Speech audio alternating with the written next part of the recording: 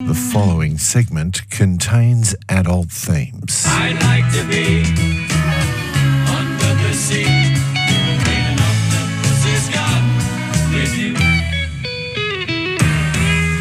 Taking us through the underwater world of the barnacle, it's time to say a very good morning to Marco Bordieri from the Sydney Underwater Gazette. And yes, we're talking barnacles, Marco. Yeah, good morning, Simon. How many types of barnacles are there in nature? Oh, way many. There are 1,400 species of barnacles, and the most common ones are called acorn barnacles. And they gather in large groups towards the high tide mark on the rock platform. They are efficient filter feeders, and they play an important role in the marine ecosystem by helping to control the plankton populations and recycling nutrients in the water. Now, don't just dismiss them as something on a rock. Charles Darwin spent 8 years studying them, but they don't really have a good rep, do they? No, I think Charles Darwin was trying to find their secret, but anyway, we will get to that later. Yeah, whether you yell while stepping on one, while walking on the intertidal zone, or you're trying to keep your vessel clean, definitely they don't get enough love from humans. They can attach themselves to anything which is solid and travel the seven seas. Could be driftwood, tamis, whales, sea turtles, and they are parasites because they don't provide any benefit to the host. But in some cases, they can be useful. So, for example, excessive barnacle cover on a turtle can be a sign of bad health and help volunteers to rescue the animal before it's too late. But they're also an issue for ships.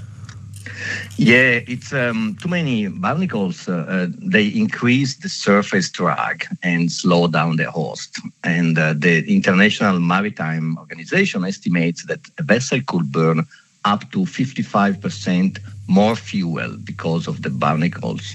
You guys showed me a fantastic video which explained that they're essentially very closely related to prawns. They're a crustacea.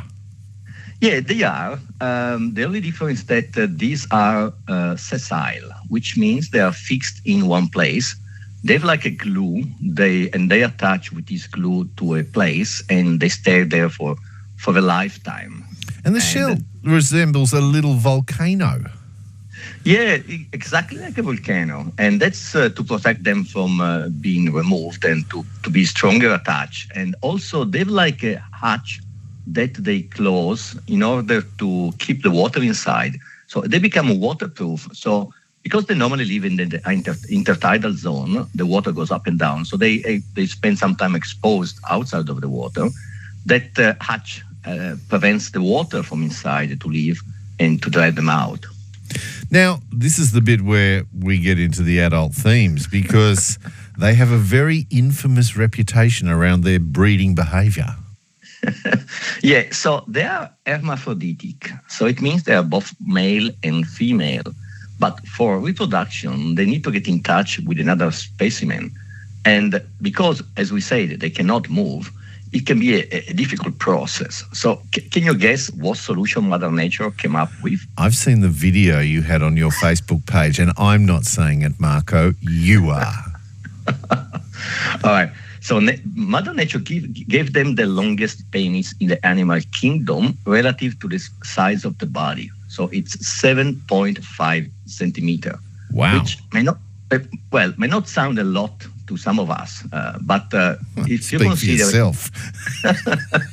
if you consider it's 8 times the size of their body, it's equivalent to 14 meters for a human. Wow.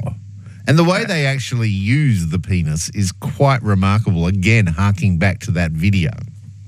Yeah, as you can see in that video, the barnacles poke around the area to find a partner, facilitated by the fact that their long beaks have their own sense of smell, tact, and taste. We will never know whether it's a consensual choice because the recipient is glued to the floor and cannot escape. But they often reciprocate with each other, so probably it's just all good. But those barnacles separated by more than 7 centimetres are going to be single for all their life. That's very sad, but it's it is what it is. So yeah, the distance it's is more than 7 centimeters. Clearly, is out of reach. But interestingly, every year they have a mating season. Every year they lose the penis, but they regrow a new one every year. So it's an interesting process. A set of genitalia that have its own sense of smell, tact and taste, plus that goes each year and regrows. The barnacle is truly a fascinating creature. And can we see that video on the Sydney Underwater Gazette Facebook page? Sure, we shared this video on the Facebook page that you mentioned, the Sydney Underwater Gazette. Listeners may watch this video, and it's all the process that I described is shorn, and it's quite fascinating. There we go, the fascinating life of the barnacle. What will we see under the water this weekend? What are the conditions like? They are pretty average. Yesterday, the reports from our divers were like between 5 and 8 meters of visibility. Temperature is still 17. We are still in the low point of the temperature for the year. Before, there is a bit of momentum in the water. So even if the air gets warmer, well, maybe not today, but generally speaking, last week was warm. It takes a while for the water to warm up. But the swell is limited this weekend. And what you can see underwater nowadays is probably the Port Jackson mating season, which is in full swing. So, and they're going to stay there for probably another month. So there is quite some action to see. Well, some barnacle action as well, I guess. Marco Bordieri, as always, a pleasure. You have a great weekend underwater. My pleasure, Simon. Have a good day. There's Marco Bordieri from the Sydney Underwater Gazette Facebook page.